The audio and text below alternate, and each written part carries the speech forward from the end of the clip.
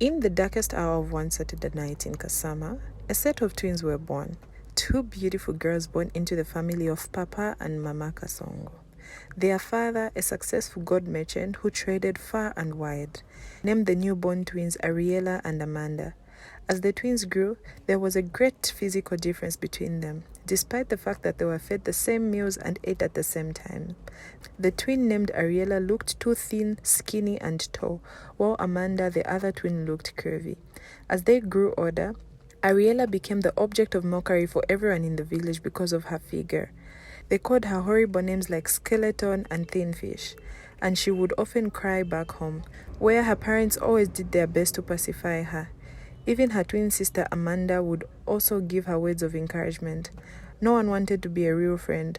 Most social groups in the village rejected her. The few groups that accepted her used every chance they get to humiliate or laugh at her, until she got tired and fed up and stopped attending their meetings.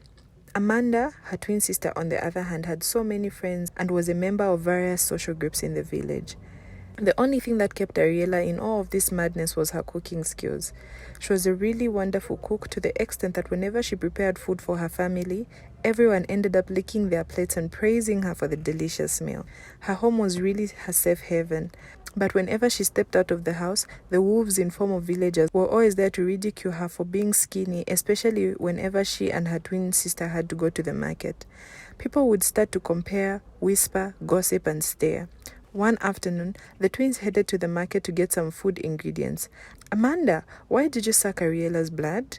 Fish seller said while giggling hard, and everyone in the market joined in the laughing. "Watch out for the strong wind tomorrow, Ariela, so you don't lose your balance," another person added. Ariela was so sad and dejected, she couldn't even utter a word.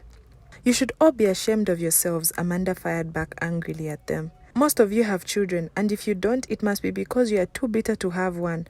But I'm sure you have siblings, yet you behave like fools." Ariela was happy that her twin sister had her back. Amanda would always stand up for Ariela against these bullies, until one day, Amanda's boyfriend named Bob came visiting. Bob was the son of a famous maize farmer, and he had been in a love relationship with Amanda for the past 2 years. He came to inform her that they won't be getting married anymore because his family is not in support of their union. "Why? Am I not good enough?" Amanda asked Bob in tears. "You know you are perfect, but my parents fear that your twin sister's skinny genes might manifest on our children if we get married." Amanda could not believe what she had heard. Her world came crashing down, and she began to resent her twin sister. She was still crying herself to sleep every night when she was also sent out of all other social groups because people didn't like how she stood up for her skinny twin sister. Amanda blamed all of her woes and misfortunes on her sister Ariela and decided she was going to make her life miserable. One day, Ariela cooked a delicious meal for the house like she always did, but Amanda came into the kitchen and poured sand into the pot of food her sister had just made. Ariela looked confused.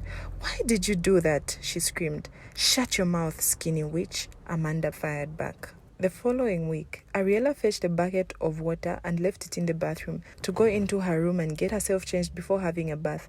Amanda sneaked into the bathroom and poured something into her sister's bathing water.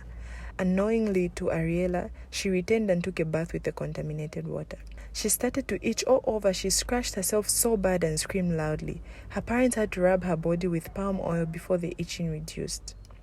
Amanda was laughing all through, which made Ariela realize that her twin sister had done this to her. Unlike before when she stood up for her sister in public, now whenever they go to the market, Amanda would loudly call Ariela a skinny skeleton in the presence of everyone to make them see and hear she's done standing up for her. This made Ariela so sad. She cried day and night. Their parents would scold Amanda and warn her to desist from humiliating Ariela. "She is your twin sister, for crying out loud. I didn't raise you to be this way," her mother would say. But still Amanda felt no remorse and refused to listen. "Ariela destroyed my life. The love of my life, Bob, left me because of this thin stick," Amanda shouted. Their mother couldn't believe what she had just said. She got so angry and slapped Amanda hard on her cheek. It was always mockery and humiliation every day for Ariela from her twin sister and the entire village.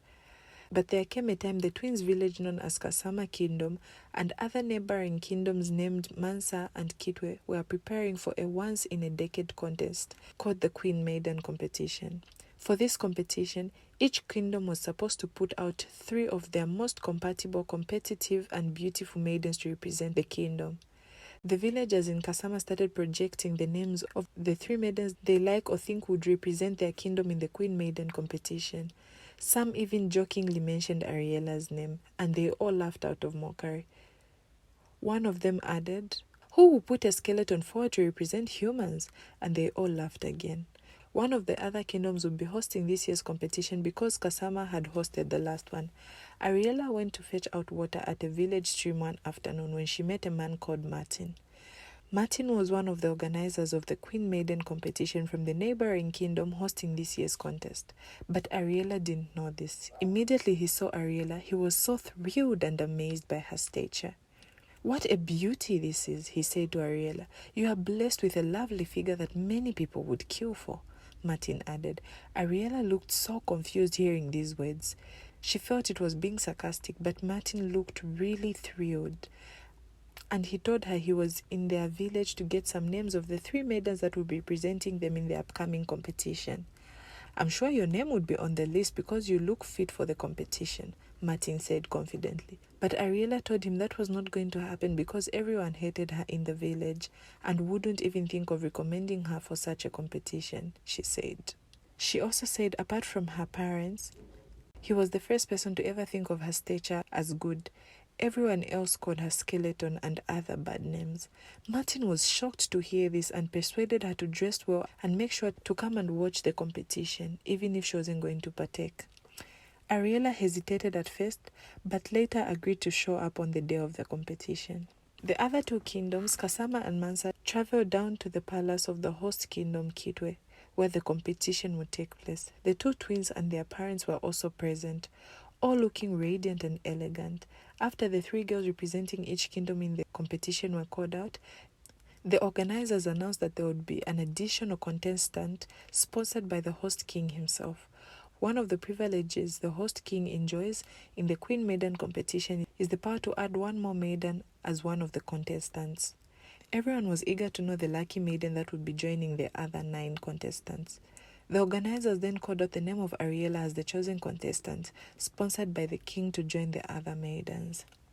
She was so shocked. Her fellow villagers were also confused, shocked, and jealous of this. Even Amanda, her twin sister, was angry about this. "What would this drumstick be used for in this contest?" Amanda murmured to herself, but all of them couldn't do anything to stop it. Ariela's parents were so happy for their girl and started clapping hard and cheering her on. Ariela, who was still in shock, hesitated to step out at first, but her parents kept on clapping and this boosted her confidence. She stepped out looking so tall and elegant. She had dressed so elegantly with grace as well. She joined the other 9 maidens. The competition began. At the first stage was the cooking contest. The competing maidens were all tasked with cooking traditional dishes.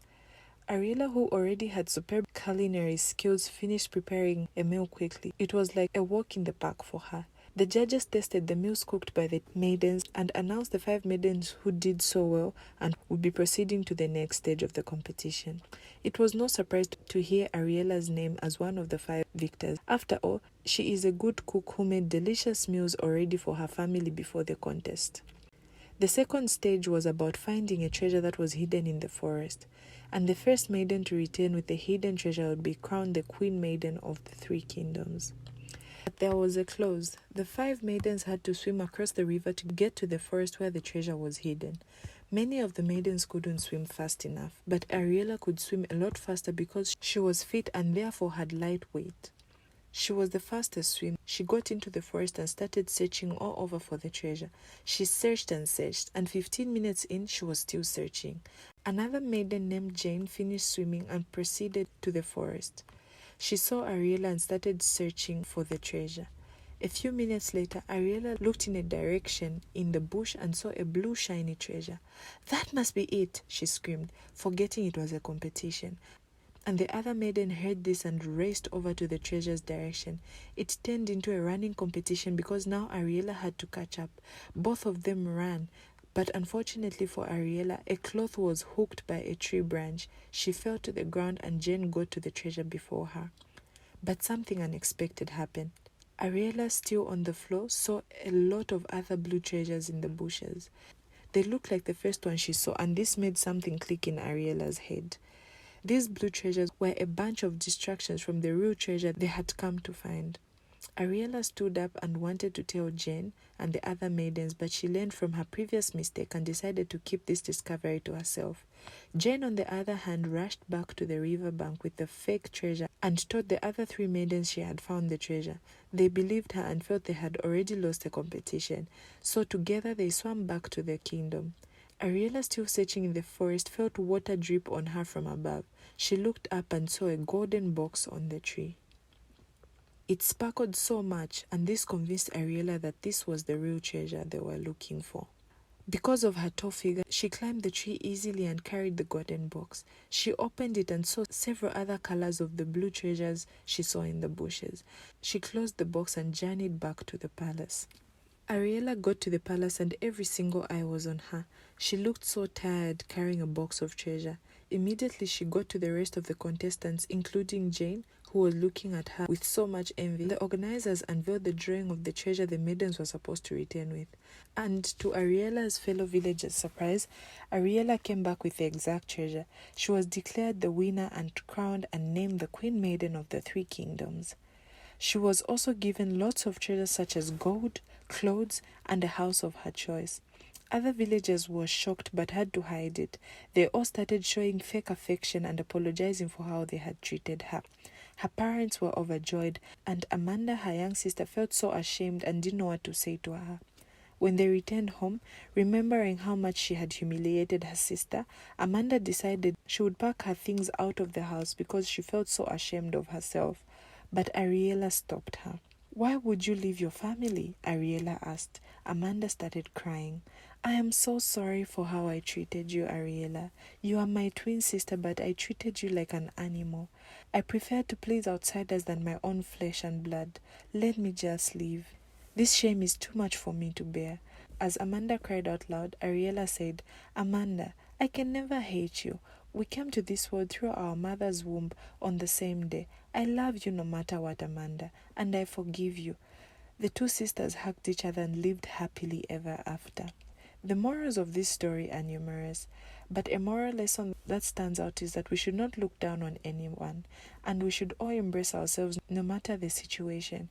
There is always beauty in being unique or different. When life gives you lemons, please make lemonade. Stop listening to the noise in form of mockery or humiliation from other people, because only you can show them what you've got.